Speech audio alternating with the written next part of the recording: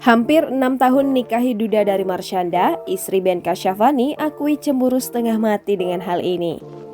Kabar perceraian Marshanda dan Ben Kasyafani sempat membuat publik heboh.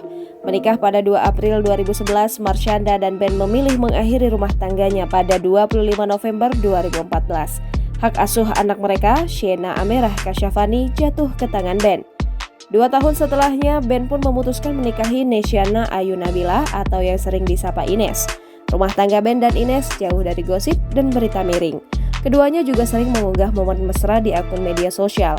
Namun, Ines mendadak mengungkapkan hal mengejutkan dalam video yang diunggah di akun YouTube Ben Kasyafani pada 25 September 2021. Ines mengatakan bahwa ia sering mendapat DM dan pertanyaan apakah ia pernah cemburu dengan lawan main Ben.